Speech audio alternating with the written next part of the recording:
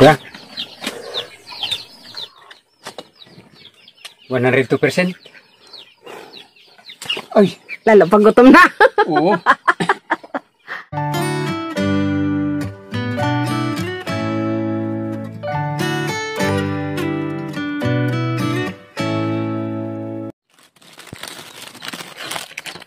Guys, ito ang pangsahog natin.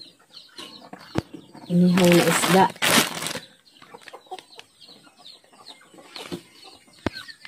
Tanggalan na natin ng tinik. Oh, nalaglag.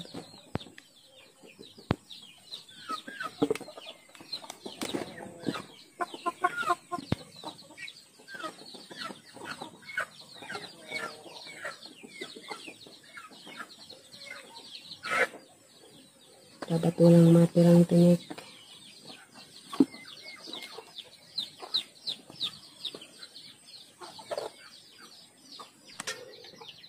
Isabay na natin dito sa kakanggata.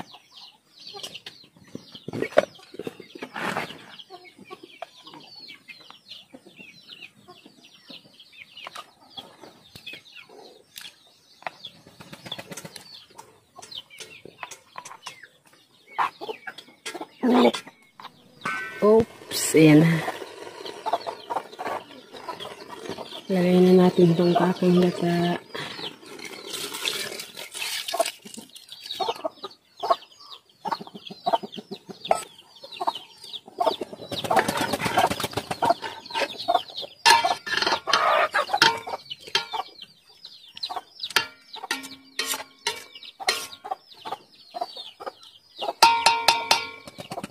Hindi na natin tatakpan yan. Ganyan na lang yan. Hintayin na lang natin matuyo yung sabaw. Hindi naman tuyong-tuyo. Basta kumunti lang yung sabaw. Okay na yan.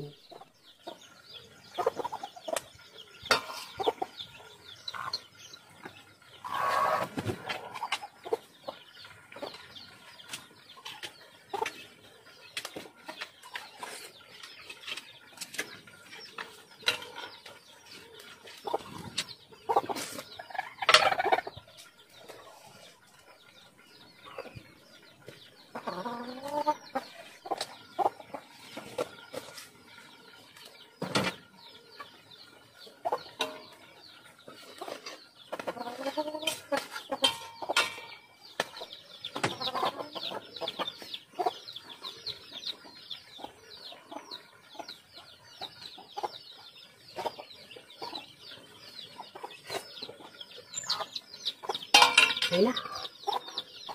Gom! Halika na. Kain na tayo. Paluto na yan. Paluto pa lang. Tumawag ka na eh. Akala ko matatagalan ka pa. Dati nang pag tinatawag kita, ang tagal mo pa. Eh, nag-aalarma na chan ko eh. Sige na, ikaw na ano. Tingnan mo kung okay na lasa. Okay na yan, ikaw pa.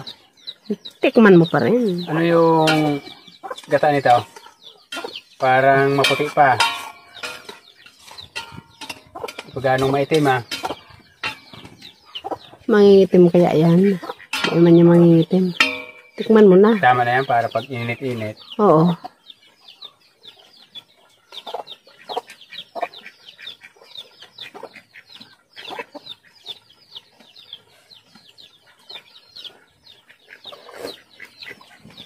Kuya?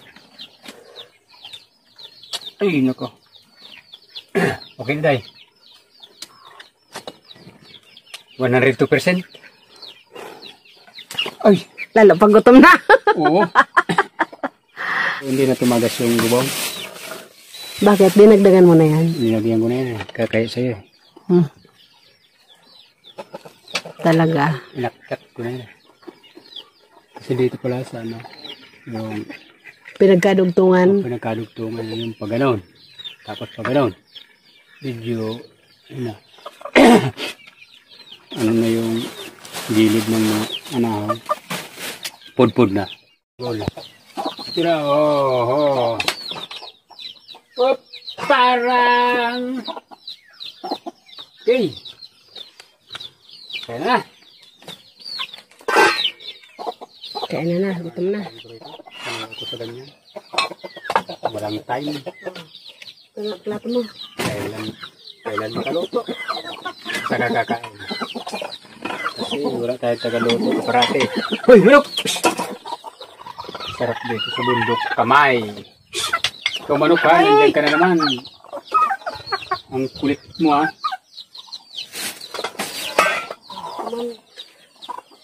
Kain po tayo. Kain po. Gulay na lang ka. Pakiramdam ko, ang sarap na eh. Ganyan pagutom na.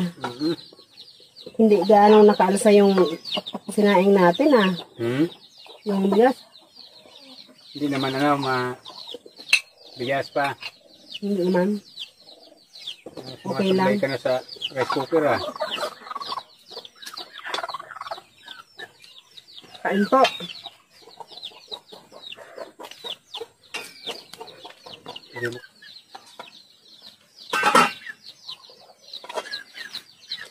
Hindi ko umupo. Ayan po. May kasi magtatanim na kami ng names. Kaya kumain ka ng marami. Tatapusin natin yan.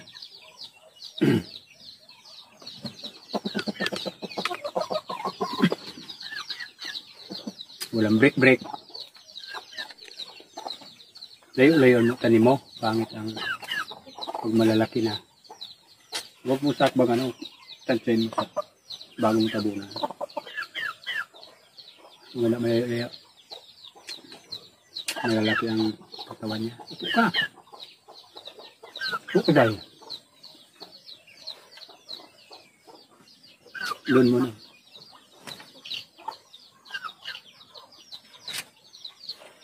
Sarap. Galing na ka na magluto ah. Dapat dito ka lagi.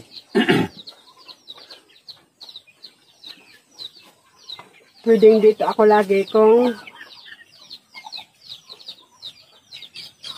maayos ang tagabantay ng tindahan. Hindi pwedeng dito ako lagi. Ayan yan. Pag maubos yan, wala nang pipitasin niya.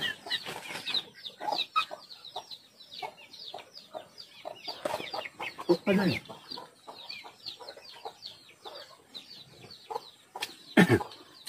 apo mo naman yan. Hindi yan tatanta ng dalawang yan. Oo nga man. Sasawa din yan. Huwag lang may titiriya lagi. Ang ano dyan, handa ka sa bundok. Shout out mo, shout out.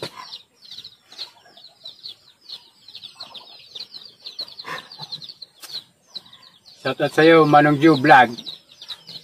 Lapit na po. Handa na po kayo sa maging... Sana po, handa na kayong pumunta sa bundok. Lapit na. Handa na po kayo. Magkikita na tayo.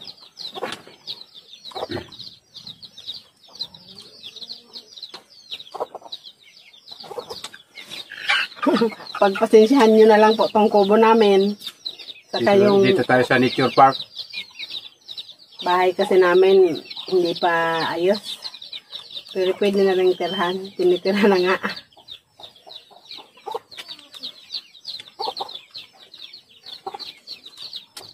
Alam mainot pag ha. Pakwan o mais. Pakwan. Pakwan City, mahirap na yan. Ang mais.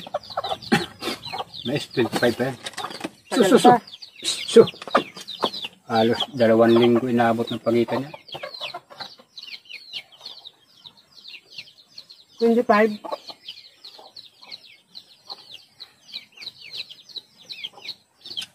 Harvest niyan. Panlaga. Pero ano yata ang pakwan 25 meron pa kaya yan? Malamang ano na. Oo na. Pa City. Pawit ng 2 linggo. Baka abutin pa. Yung mga huling bunga. Hindi naman sabay na bunga yan.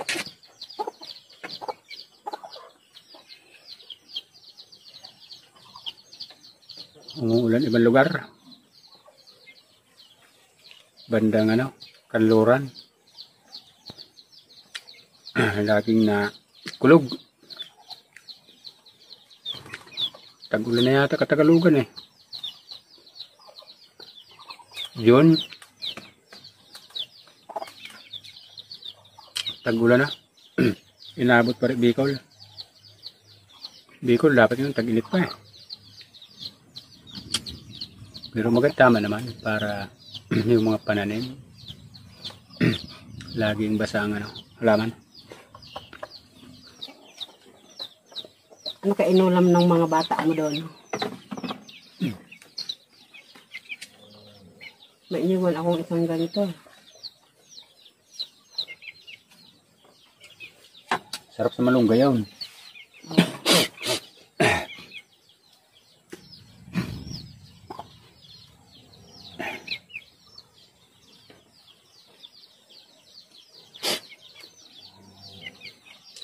Buong linggo, ganito panahon. Iinit uulan. Guys, pupuntahan ni Banong yung mga kuting doon sa bundok. Hindi na ako sasama kasi baka umulan. Isinama na naman kasi nung nanay kahapon. Nanay, ayan, kumakain. Pagdating dito, gutom na gutom. Antok na antok. Yung tinatawag ko nga nakakain, ang tagal-tagal bago magising. Kawawa naman pati yung mga anak yata, baka gutom na. Tinuturoan niya na kasing maghunting yung mga anak niya. Wala, hindi ko makita. Baka mahulugan kang nyug dyan. Wala naman lamok doon. Baka mahulugan kang nyug. Wala naman dinala ni Muning. Alam ko lang na pinasunod. Tinawag ko yung kagabi. Hindi makita Malamang guys. malayo na naman pinasunodan ng Muning na yan. Hindi makita yung mga kuting. Ha? Hindi ko marinig yung mga boses. Hindi makita yung mga kuting. Wala doon sa pinunta natin dati, walang sumagot eh. Hindi, doon naman kasi sa unahan pa. Mas na doon, parang sukal na eh. Nahirap na lumusot. Kaya? Parang makahoy na. Na yung sapa. Marami ng kahoy na tumubo. Malalaki na rin naman yun. Kaya nang makipag sa palaran nun. Tinuturuan na rin siguro ng nanay nilang mamuhay sa white. Sama-sama yung apat. Imbis na. Malalaki na, gaganda na. Panlabang ko sa daga yung pagsasakahan. Yung nanay, ayan o. Kita ko kasi bago dumilim kahapon, nandun sa bukid. Tinatawag ng nanay nila. Akala ko, babalik lang. Kasi nung unang gabi, wala pa si Nim. Pagkain ko ng hapunan, wala sila lahat. Tapos mga gabing-gabi, dumating sila. Pa-isa-isa. Oo. Sabay-sabay. Hindi sila sabay-sabay. Puro kung saan dito lang nagliwaliw. Kagabi talagang magdamag na hanggang ngayon. Wala pa rin. Anip yan. Panlabang ko talaga yung pagsakahan. Sana makabalik lang. Yung nanay nila Pinakain ko na yan. Malamang doon naman sa may makahoy, yung hirap sumuot. May mga ratan pa naman na may tinig. Kulit ni Maning. Kagabi ang huling humabol yung may puti. Nakita ko yon. Sinaway ko pa kasi hinahabol niya yung isang sisew. Sinaway ko tapos tumakbo siya diyan. Yun, nandito ka na. Ano pa yun? Hindi pa makahantin yun. Babalikan niya yan. Pasunodin mo yung mga anak mo. Saan mo na naman iniwan?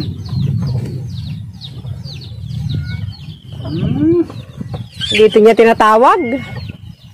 Mamayang hapon, pupuntahan yan.